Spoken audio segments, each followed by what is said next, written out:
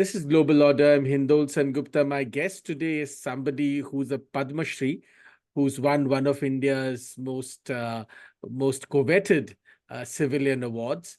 Subhash Kak is a scientist. He's a computer scientist, but that's only one tiny sliver of the work he has done all his life.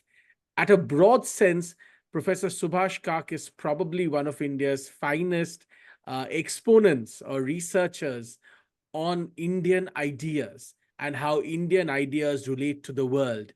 His work has influenced many of us. Many of the work that we do today has been influenced by some of the pioneering work that he did on Indian pedagogy, Indian knowledge systems, and indeed, very importantly, on India's view of the world, India's worldview, so to speak, India's grand narrative, and how to construct it. Subhash Kak was talking about these ideas decades before most other people, and today his ideas are most relevant than ever before.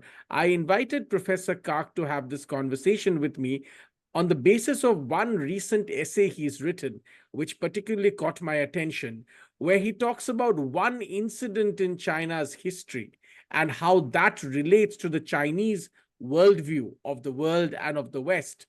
And I wanted to understand and talk to him because this is an area that is of great interest to me also, about how China relates to the West, seen from the perspective of this incident, and indeed how we can understand India's approach to the West and to China also taking off from that. Professor Kak, thanks very much for your time. Thank you, Hindol. Very glad to be on your show once again. This is, of course, a very interesting topic about the fraught relationship between China and the West, and perhaps the rest of the world. Yeah. Then let's begin, Professor, by talking about this incident. Talk to us a little about why this is a seminal incident. Begin by talking to us about why you think this incident defines in many ways China's approach to the world. I'm particularly interested because, Chinese leaders forever, including Xi Jinping, have always spoken about this, 100 years of humiliation, right? This years of humiliation that China seems to feel, where does this come from, and, how to tackle it, seen from the prism of this incident? Well, for this, one's got to go back to the 18th century. Just like now, China had a trade surplus with Europe. Chinese products such as silks and jade and porcelain were valued greatly in Europe, and Europe was hemorrhaging money, silver, to China. And China was, Chinese are industrious people. They were sort of self-reliant. They didn't care that much for what Europe had to send to China. So with this as background, there was a particular incident in 1780 in India, in Calcutta, Kolkata, I imagine, where Sir William Bantic, he was the governor general. He said, well, there's only one way we can deal with this problem. Let's export opium to China. So that's when this exportation of opium began through ports in southern China. And in the beginning, the Chinese were not interested, but slowly they got addicted. And then there was in 1839 this incident where the Chinese, who were very unhappy with the loss of revenue and the fact that the Chinese were not anymore no longer had their surplus. So this had a ripple effect. There was a lot of disorder in many provinces of China, robbery and this and that. So the Chinese tried to outlaw opium. Well, I suppose it was already outlawed, but to come on very strongly against the exportation or the importation that was occurring near Hong Kong. So they confiscated the stuff on some ships, and that became the cause belli, the cause for the war, because the English said that you can't do it, and you've got to, pay compensation, and that led to a war, and there were a whole series of incidents 1839 to 1842, which is called the First Opium War. And the Chinese lost. And there were two reasons why the Chinese lost. They were way behind Europe as far as ship technology was concerned, and as far as other armaments were concerned. And then the other thing was probably more psychological. The Chinese, for a long time, had lived in isolation, and they saw themselves as the Middle Kingdom. And as we know, they looked at Europeans or foreigners as barbarians. So they couldn't, they didn't want to be bothered. They wanted to be left alone.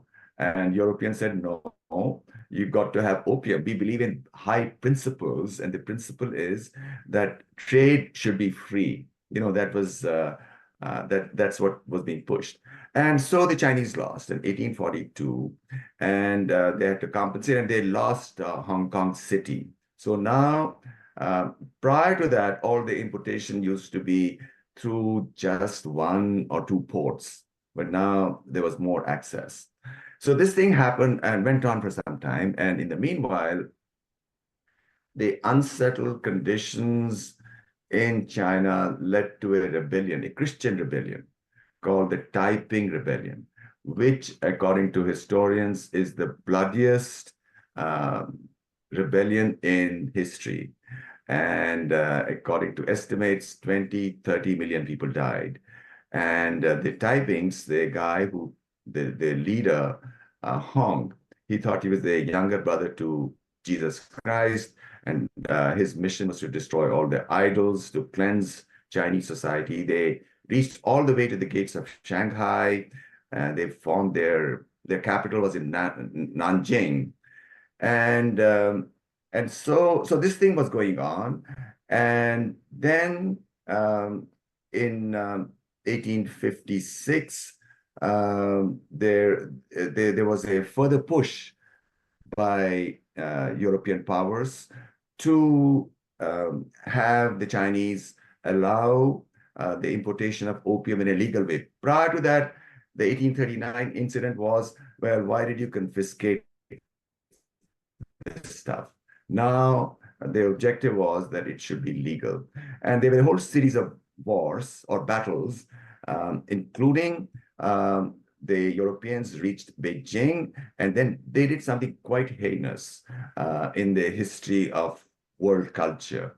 The English, particularly, the English and the French force, the English burned down the summer palace of the emperor, which was a huge place, which was like a museum containing all the most amazing artifacts from China of the previous thousands of years. So they burned it down. They also looted it. And this incident is what the Chinese often refer to as the beginning of the century of humiliation, maybe the first Opium War itself. And the Chinese had to swallow a humiliating treaty, and they gave the Kowloon Peninsula also to the British.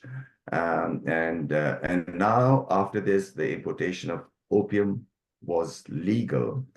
And what was funny was that after this, 1860, this is what happened. 1862, the Taipings were on the doorway to Shanghai, and they were Christian.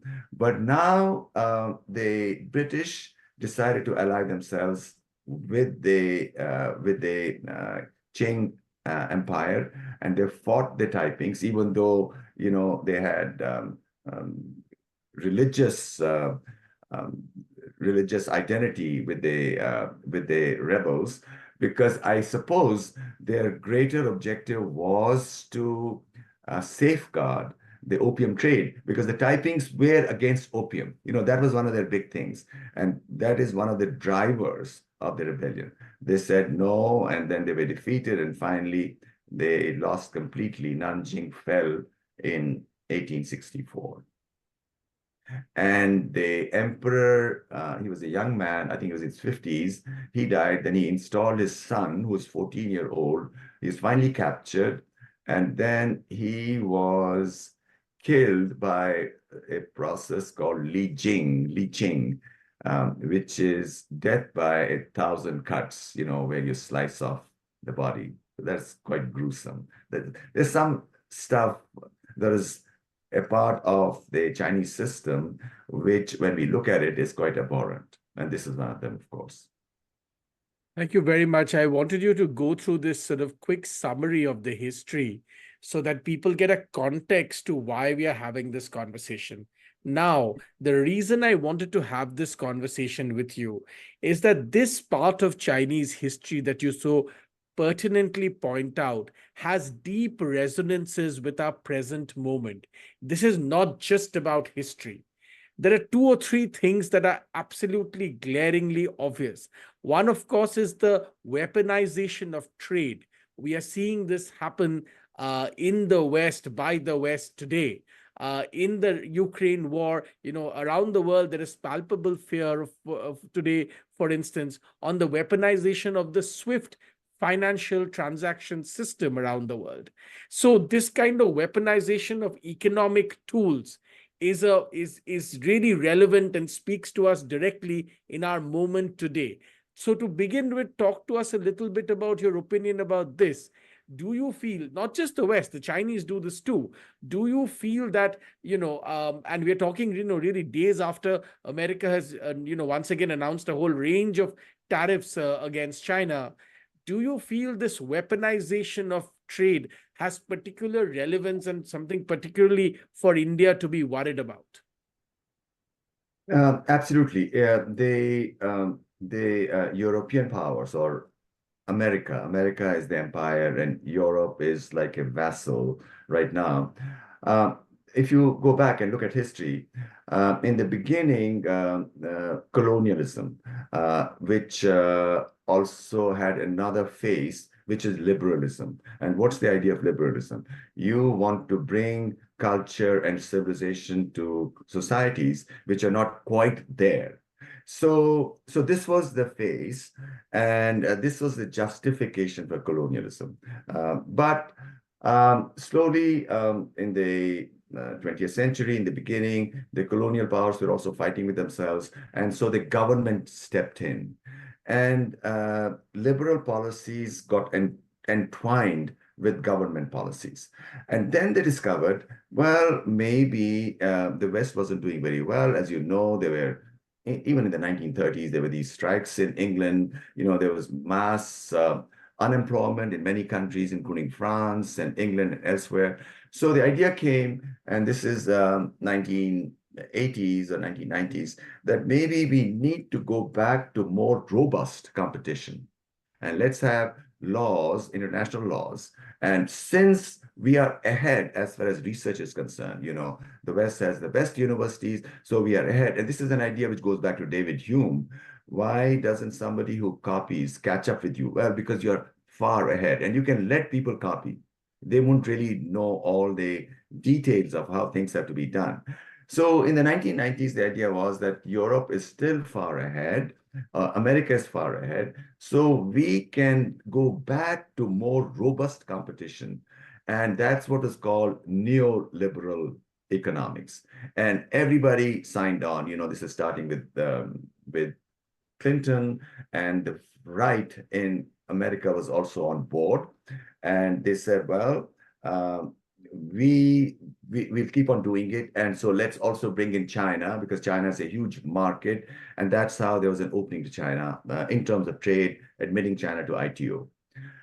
Now, there were two things that happened. First of all, um, America, in its hubris, got into these wars in Iraq, in Afghanistan, and elsewhere, and they needed trillions of dollars for it to finance these wars. And where did they get it? Where did they get the money from? From China, because China was exporting all this stuff.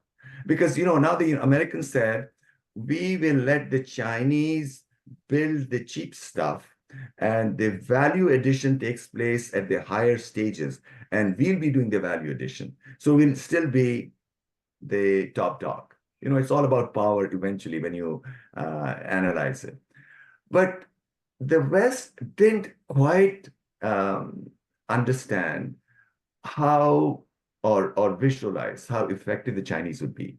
Chinese have been great students, and the Chinese not only caught up, they caught up in research, they created a wall around themselves in certain things. For example, in technology, they have a firewall in information technology, but they also tried to copy. In the beginning, their technology was rather poor, but slowly they caught up, and now the West has realized that they can't compete. And that's the reason that for the last 5, 6 years, there's this effort to cut Chinese off in certain things. But the Chinese and the American economies are so intertwined. You know, you go to any American store, literally everything is from China. So this is a big crisis right now, and the West will keep on using whatever they can as far as trade is concerned, or rewrite in laws. You know, the whole idea is, okay, we're going to have laws or rules for trade, or rules for this, or rules for that. But these rules are rewritten from time to time based on what's going on by the West. Now, what the West says in justification, and you talk to the best amongst them, they said, well, we have to do it because, after all, in spite of all our faults, and in spite of all the terrible history associated with what we did, you know, colonialism or later, or the wars of the 20th century, we are still open. We let everybody come in. Look at the US right now. Literally, all the CEOs are Indian, right? So we are not looking at it from a race perspective. And look, China is not quite there. They're still close. They may get in workers in Shanghai, etc., who work for some companies in technology and so on. But really, Chinese approach is regressive. They are sort of racialist. You know, their whole thing about going and or troubles with their neighbors. For example, India, that we want this, but because at some point in their past, there was probably some king who may have ruled this area. But you know that makes no sense at all. You know, it's like the argument, what's good for me is not good for thee. Because if you look at Xinjiang states were Indic states for 1,000 years, until 1,000, before the Turks, the Uyghurs overran it. So because of all of this, the argument that the Americans have is that, look, we may have our faults, our history may not be all that beautiful, but we are the good people, so be with us and help us in this struggle with China. And the Chinese say that, look, we are only following the rules.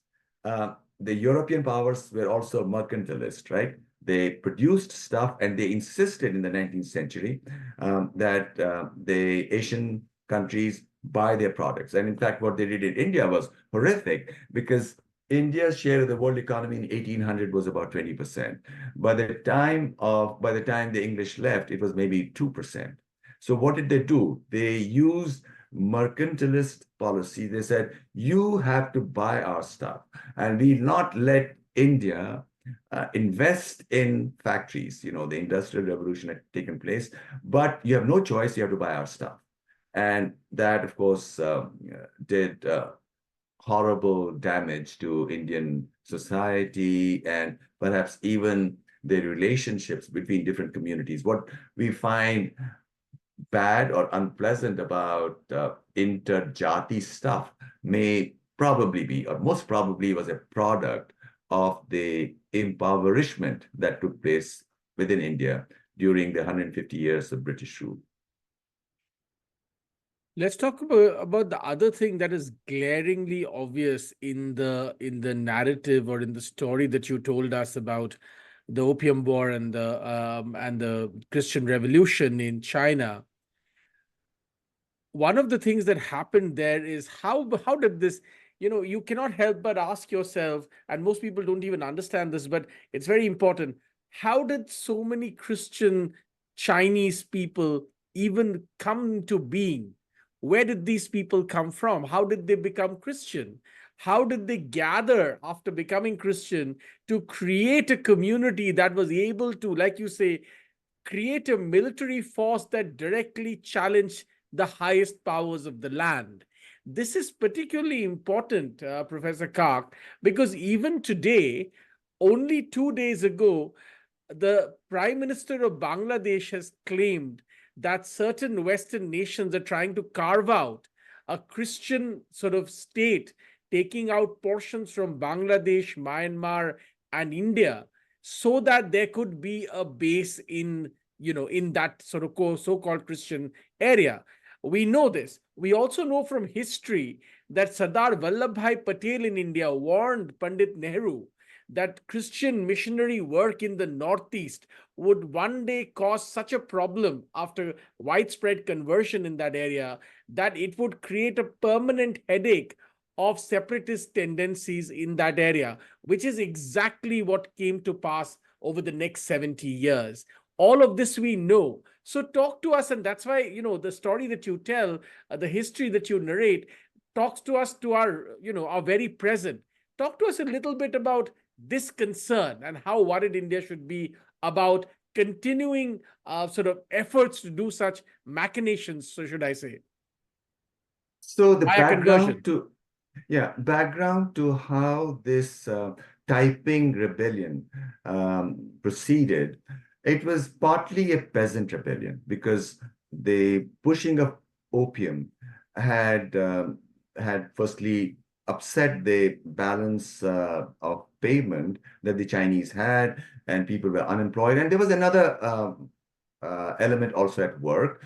The Qing dynasty had seen a lot of prosperity for a couple of 100 years, and the population had climbed up. So the resources that China had to feed its population were getting strained.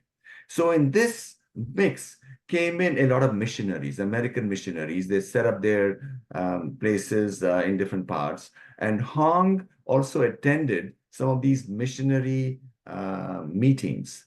And then the romantic part of his story is that he sat for the imperial examination. Just like IAS, the Chinese actually created this system. It goes back at least 1,000 years, 1,500 years. So anybody could sit in this examination, and it was mostly testing on your knowledge of Chinese history, of Confucianism, Chinese classics, whether you can speak in the right way, and so on, which is how perhaps IAS also works to a certain degree. Do you have the right accent? So in any event, he was very ambitious, like any other young person in China. He took the exam the first time, the second time, the third time, the fourth time. He failed each time. And so after he had failed it, I think after he had failed it the third time, he had a nervous breakdown. And in the nervous breakdown, he saw this image that he had gone to heaven.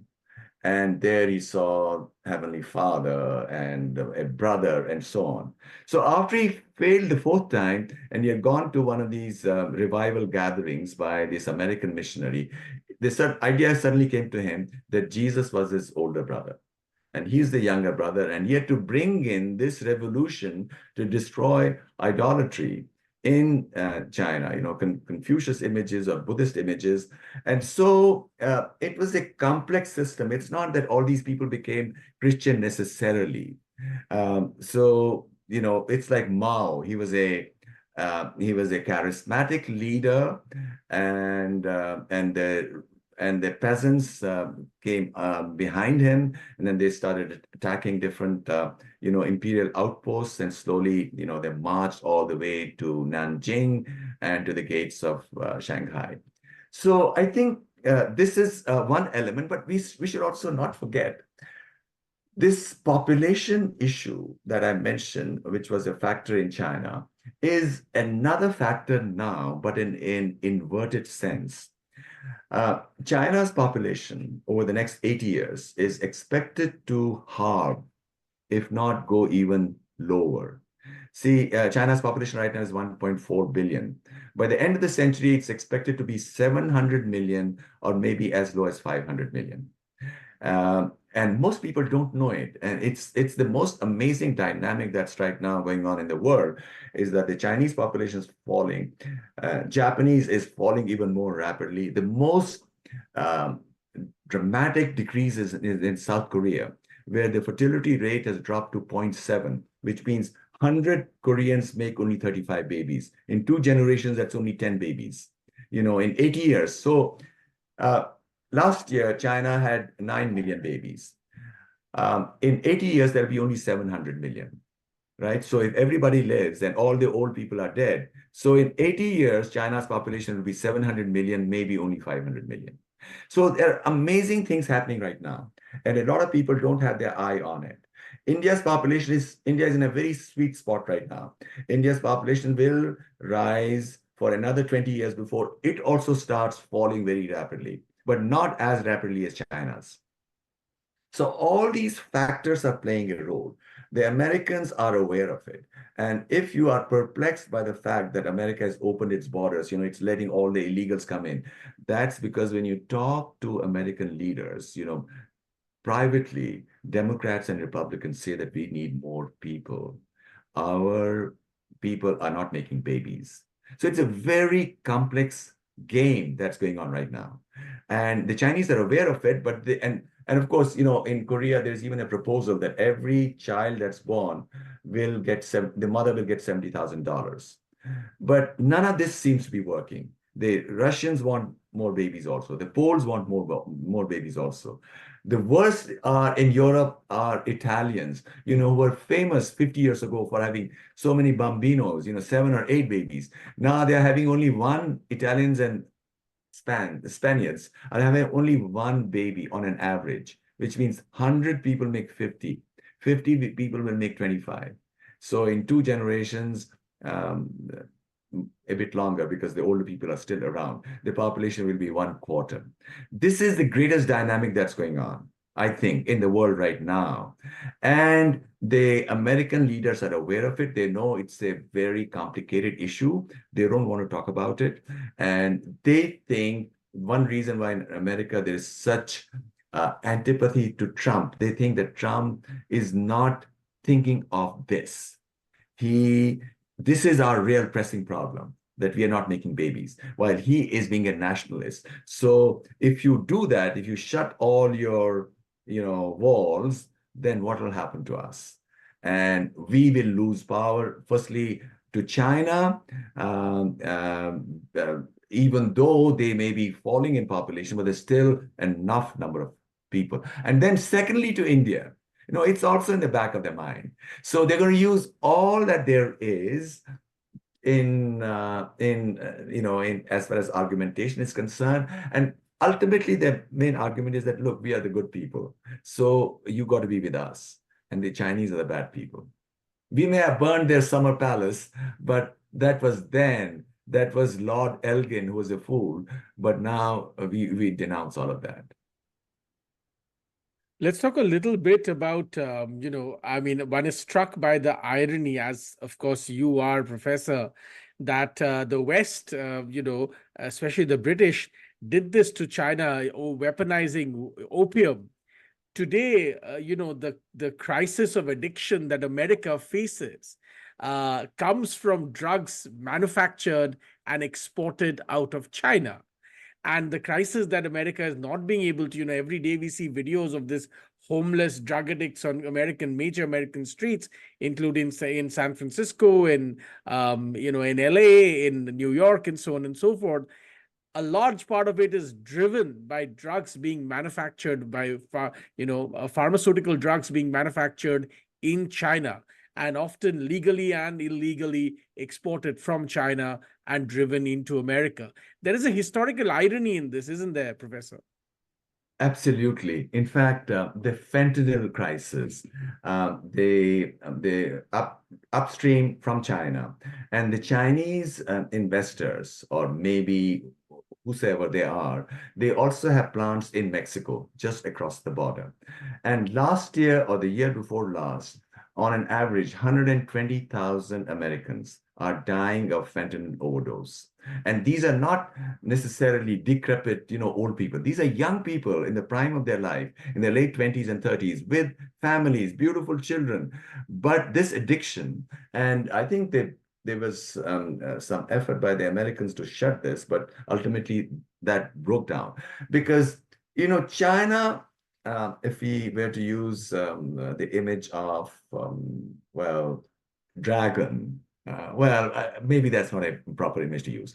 China is multifaceted or multi-faced nation, like any other. In America also, you have different lobbies. There are some who talk about, well, rapprochement, coming together. There are others who are hardliners. They say, no, this is our real enemy. We have got to do what we have got to do. Same with China. So in China, there are some who say, now we've got to be perfectly legal and just sell stuff at which we are so good, we have overcapacity, and the Americans and Europeans are stupid because we are using coal-powered plants.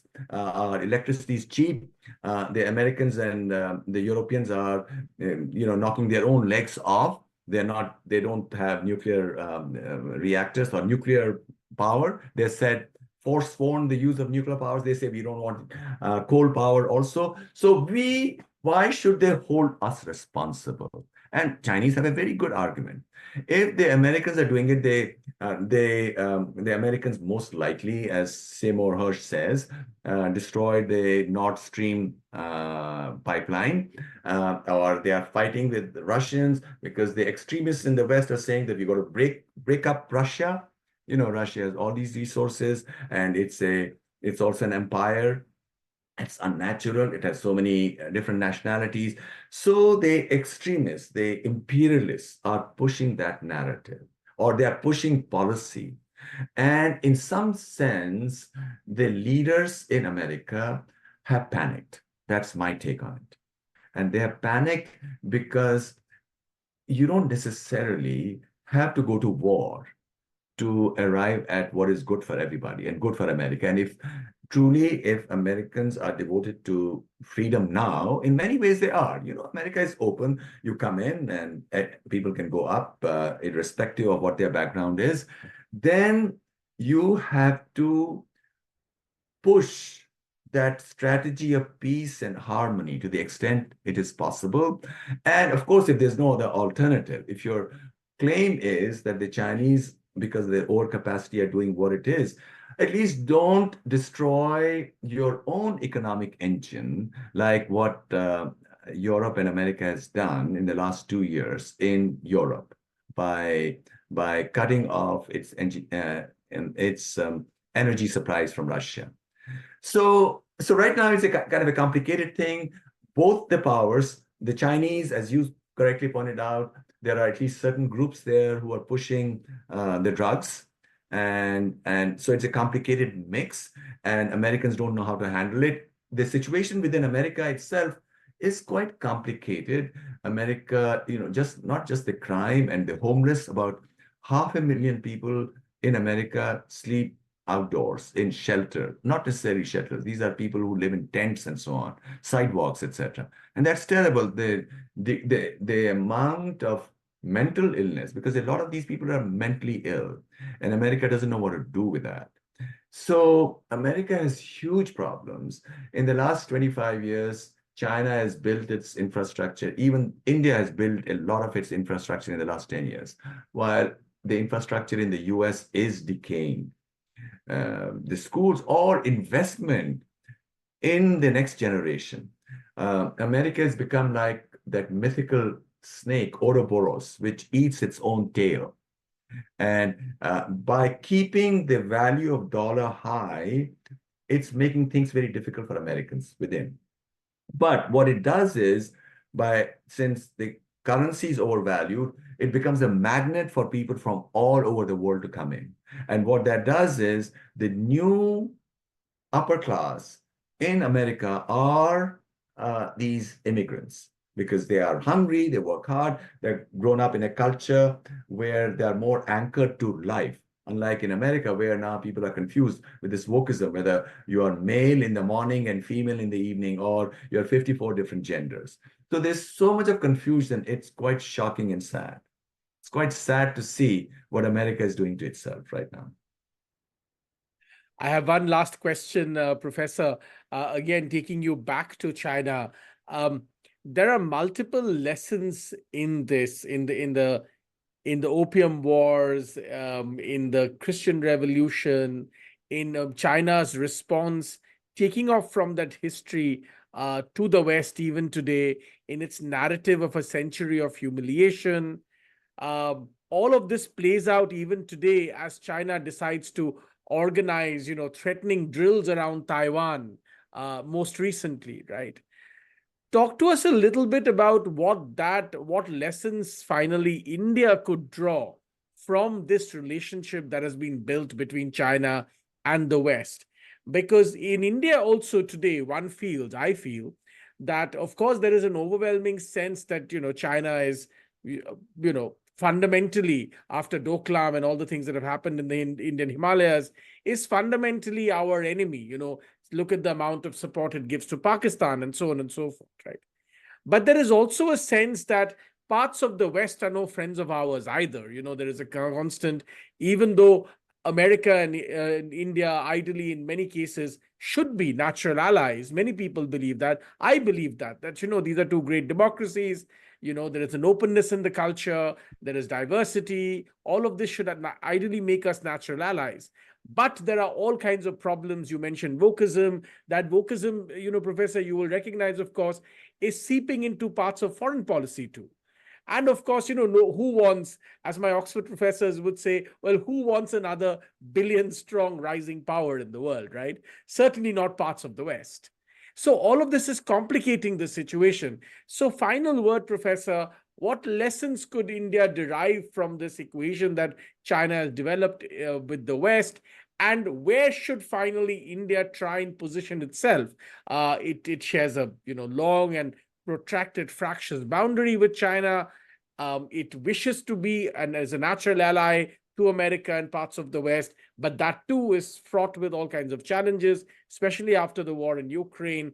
How do you see India's positioning, or what do you think India's positioning ought to be? I think, ideas are more important than other things. And what has helped America is by restating or re-establishing its narrative from time to time, or taking whatever turns that are necessary. Maybe 70 years ago, it was Keynesian economics. And of course, Indians copied it. Mr. Nehru copied it. But now they say, no, Keynesian doesn't work. So they're prepared to make the changes that are necessary. I think the biggest lesson, and I think Indians have gotten it now, with the opening up through social media and book publishing and everything else, because all of that was controlled by Western companies in India until very recently. Indians have learned that you need different voices. You need to be able to speak to different concerns and issues, because the world is complicated. And in fact, I think India did that very well as the Ukraine war broke. And in the beginning, people thought that, well, there is no choice for India but to join the West, because India does feel an affinity with the West. India is open, the West is also open. I think the only difference is the West wants to, well, we want to dominate because we have experience, we are good people. Otherwise, you and I, there's no difference at all. That's what they'll say. And Indians would say, yeah, that's also true. After all, you come to America and you'll find Indians everywhere. So we are the same people. So given all of that, the lesson is that India has to be able to present its position, which is nuanced, because India is for openness, and India is something which the power elite don't have that clarity over.